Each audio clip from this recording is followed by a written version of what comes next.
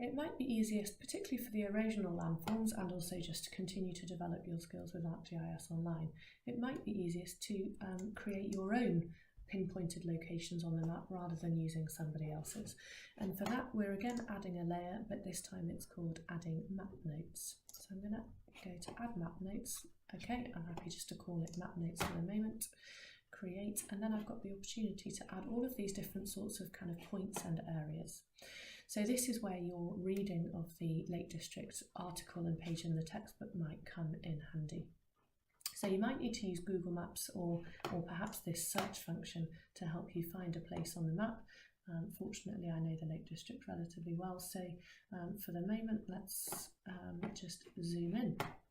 And I'm going to pick a location that I'd like to mark on. So this is one of my favourite areas of the Lake District. I'm going to record that Thirlmere is a sort of landform of note, so probably the easiest way to do it is freehand area. So I'm just following the instructions, press down to start, so I'm holding the mouse cursor down, I'm just going around the outside of the lake and then letting go to finish. I'm going to call this Thirlmere.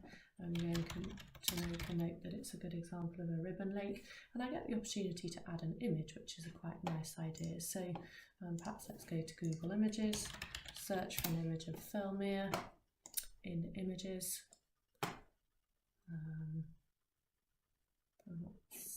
That looks quite a nice one. The important thing is that I need to go to view image so that I get a URL that ends in JPG or the equivalent. So I'm going to copy that. I'm going to go back to my map notes and I'm going to paste it in there.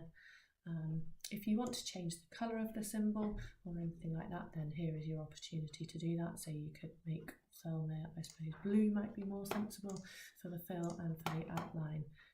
So there we go, and then I'm just going to go close, and there is Thirlmere. I could perhaps add a push pin to mark the top of Helvellyn. There we go, so I'm going to call that Helvellyn, and again I could describe it as a peak. It's probably not a pyramidal peak, but I'll let you decide that for yourself. You could add an image, but I'll just leave that for now. You could change the colour, and there we go, there is Helvellyn. Again, I'm going to save this map. So I'm going to call it RRT's map notes. Perhaps it's more erosional landforms this time. And then I'm going to save that map. And then again, back I go to my story map. And maybe I'll call this a page about Helvellyn and the surrounding area. I need to select my map. So it's this one. Perhaps I don't need a legend this time. I'll keep my overview. There we go. Next.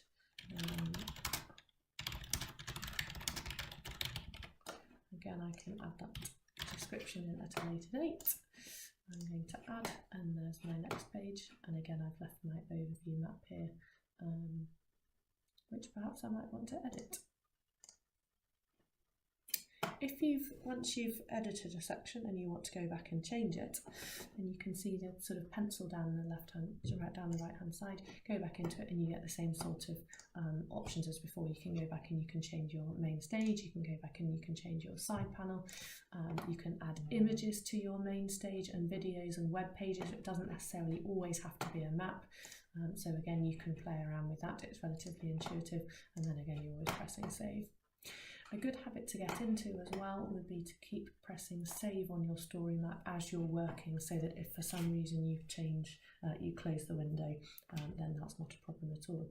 So you've got a whole range of different tools now that you can use.